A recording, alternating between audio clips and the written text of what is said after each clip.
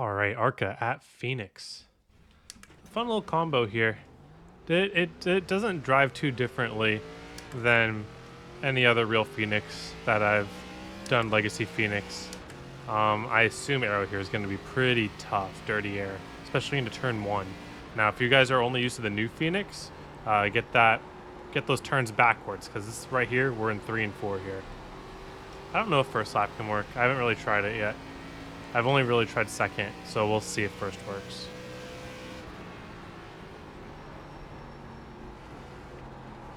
Keep this down the yellow a little longer than you would think. The run off this corner means a lot more. Okay, we'll go for a second lapper. Go for a good run up here. Just kind of stay a little bit high. Let the car wash up a bit, then turn down. Really get that straight exit.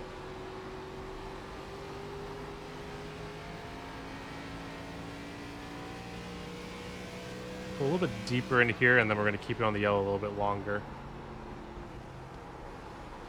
The longer you can keep it on the yellow there, the better your exit's going to be. Not too bad. Could have actually throttled up a little bit earlier there. And kind of aim for second, a little bit under second lane here. And then go back down and try to carry the speed off the corner. That's pretty much it. That's a pretty identical lap to what the one I'm comparing to. So there's probably a little bit less than a tenth than that from where I could be at least. All right. So yeah, setting up for the lap here. We start out way wide and then just turn down late. Try to get that straight line exit. And then like right here, I don't know how to explain it. You'll feel the car kind of dip into the track and gain some grip around where this tunnel is right here. And once you feel that car bite, you can kind of just let go of the wheel, and I almost just aim my car down into the white here. So turn 1 and 2. I'm turning in early, pointing my car early. I'm almost aiming for this inside wall, but then you end up kind of just right along the yellow. And you notice that like, if you get right on the yellow, you can throttle really early. But if you don't make it to the yellow, then you can't throttle really early. So it's super important to even have a slightly conservative entry, even on a qual lap, to really prioritize this exit. This exit really comes at you because it's almost like an anti progressive banking once you get to that top groove there. So you really need to make sure that your car is all settled before you get to that top lane. It kind of can get really sketchy if you still have a lot of turning to do once you get over to that top lane. So I'm maxing out like 50% braking here because this is a short track. But then I'm going down to my trail braking as I'm trying to hook the yellow. And then you should be able to early throttle and just drive straight out of the corner. All right, 3 and 4. Couple ways to do this. I like the diamond method where I enter a little bit low, let the car slide up, and then bring the car back a little bit low. I like to apex a tiny bit later than that, but this car seems to hook up well enough to where it's fine. In an ideal world, though, I'd probably like to turn back down a little, like around where these lines are here is where I like to turn back down, and then it gets me my left almost on this white line hooking it. And that if you can get your left sides to hook on this white dashed line at the very beginning of it, right? Sorry. If you can get your left sides on this right here, you've made the exit. It's like just such a super easy exit. But you almost need to exaggerate that diamond, and sometimes that's not worth it on the tires. But for a qualifying lap, if you want to send it a little bit, and if you can get the trail braking to rotate the car without over slowing it, then you can kind of turn back down and hook it. I did a little bit on my first go around. Well, these are my first ever laps here, but of this session. So you see how I am able to turn it down, and then it kind of hooks the bottom there, and it's a really easy exit. That's kind of like the safe way to do it. You just wait until you're down there and then go. But you can push for a little bit more speed by throttling early. So otherwise, it's just kind of a follow the diamond. When corners go as long as that corner does, usually a diamond is better. For tires, you probably can do a little bit better than that, just rolling. We'll kind of experiment with that here.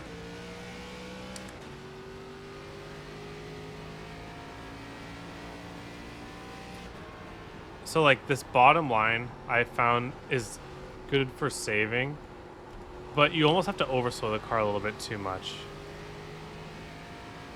But with utilizing dirty air and all that stuff, it might be the play because you won't be able to make moves very easily here. I have a feeling that you might be able to abuse both tires here. I do feel tight in 3 and 4, but I feel that you might be able to slide that rears coming off of 1 and 2 with how light the car gets. You can get a little loose here too. So I'm guessing it's going to be your driving style that determines it. If you're able to drive the car without sliding any tires, the tires are going to burn neutrally. If you're able to drive it so that you're only getting loose and not tight, you're going to burn more rear. And if you're only getting tight and not loose, you're going to burn more front. I think this is going to be a pretty expressive track.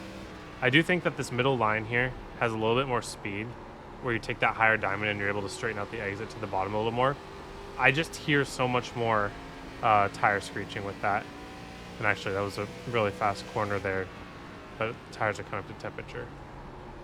I think this track temp is dropping too. I noticed that it was pretty easy for me to get to my target time in this session. I didn't check the track temp, but it might be a little cold.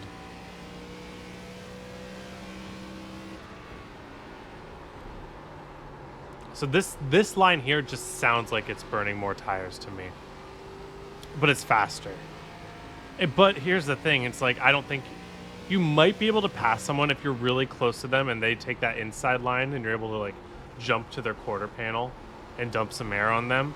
But that's a pretty niche scenario. I wouldn't be going for that line as your regular line unless maybe you're defending or something like that. But something like getting down here and just letting the car roll. I mean, that's probably pretty slow compared to the last lap. 2/10. Yeah, it's pretty slow. A little scary. You might get that taken advantage of at that point. But really what I'm going for is just trying to minimize that tire sound, those micro scrubs.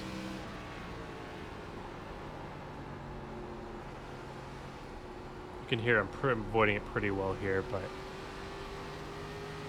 you just don't. I think if you're able to have somebody not take advantage of that, I think that's just going to save more tires and it's going to be worth it in the long run, because we do a lot of laps here for Phoenix because it's only a mile track.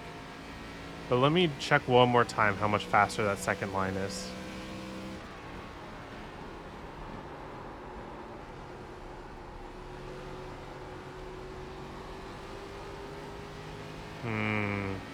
About a tenth, full 10th.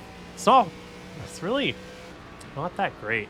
Like, it feels really, really, really fast to do it, but all that for a 10th at a track where you can aero block 1 and 2, it doesn't feel worth it to me. Let me get one more really easy roll to bottom here.